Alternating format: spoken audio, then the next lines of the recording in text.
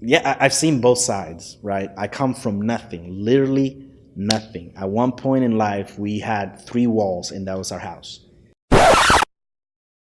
Okay, you said 3 walls, not 4 walls. Three, like literally 3 walls. So what was the other? What was Nothing, the other? just air, and Elements. yeah, yeah, Wow. and that's all we had, right?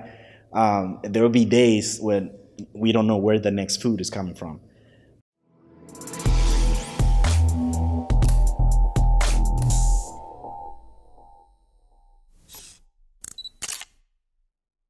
Alberto de Pena. My wife is Rose, and we have 3 kids: Mia, Santiago, and Diego. So they actually brought me into the room, their bedroom, which in Dominican Republic, that's a big no-no. So we started that conversation, and my mom says, "Hey, the Lord is really revealing me that we should bring you to America with us. How do you feel about that?" For me, it was, I just saw it as an opportunity. You present that to any kid from a third world country, they're not going to think twice about it. And I didn't. So I was like, yeah, sign me up. What do I got to do? And little did I know that their expectation was, you going to be part of the family. I just thought I was going to come be with you guys. Y'all going to, send me to school and all of that. But that was kind of like the extent of our relationship. That wasn't the deal. And I remember most of our issues those first few years when I joined their family was that disassociation that I have from them. Every time we had a argument, I would just go lock myself up in my room, and they would bring me in at night, and we had these long conversations about, hey, you're one of us, you need to come sit with us, eat dinner with us, and share, with us. And I remember thinking, why don't you just give me a spanking? Let's get this over with, because that's a lot less painful than hearing somebody that cares for you, and you hear those words, and it hurts, right? I remember the first time they tried to tuck me in. That was very weird because I never been tucked in, and my mom actually gave me a kiss. And to this time, I joke with her because I was like, I just felt the love coming through that kiss. I've never seen that before. So I wouldn't say it's still uncomfortable, like a relationship. Like, I know they're my parents, they love me, I love them too. I still have a hard time telling them that, face to face. I will do it through like a message or something like that. But they know, right? They know. I guess based on actions more than words, right? But, throughout our relationship, like as soon as I joined the family, and all the sacrifices they've done, all the things they put up with me. So like shut down. Right, we have issues. I just shut down, and I never open up and try to deal with this situation. So I can only imagine what that did to my parents. Well, not once did they say, this was a mistake, you need to go back to your country. I actually was the one who said one time, y'all need to send me back to my country because this is not working out. But that never came from their mouth. And just seeing their, I guess, patience and, love towards me through all that circumstances just kind of put a different perspective for me when it comes to Christianity, right? Because, well, grace for me means,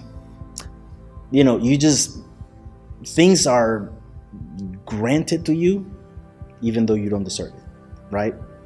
So, and I'll speak more on examples as opposed to like definitions, right? So throughout my life here in the United States, there's certain events that had happened that I had no control over, but I know that was God blessing me through that. And I've had several people say that, I hope this does not sound arrogant, but saying like God is on your side because there's a lot of things that work out for you.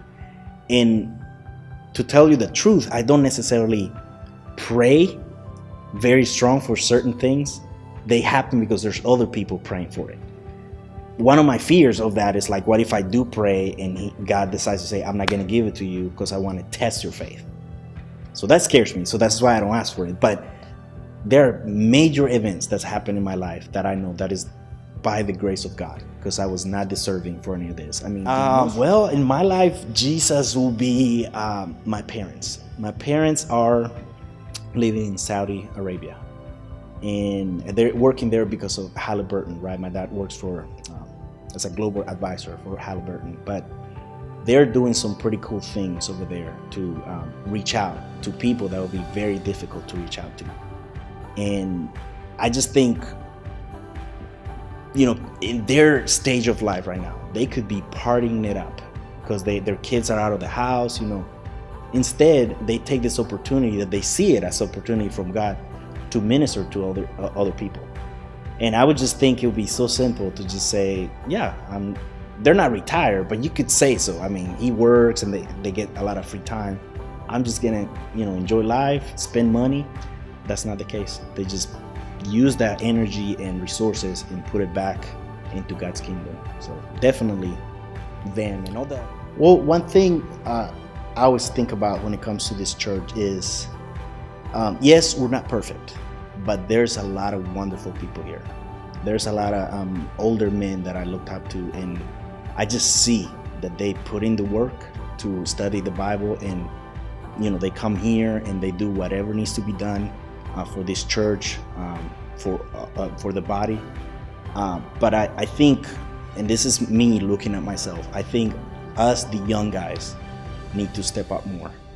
And especially if let's say we don't agree with something, well, instead of, let's say, complain about it or gripe about it, like, we should step up.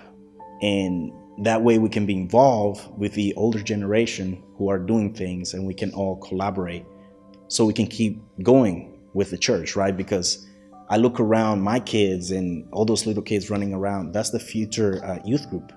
Well, for that to be so, we have to participate and do our part so we can keep going. So I would say, for us, the young guys, right? Yes, we're busy, we have little ones, but we need to make it a priority.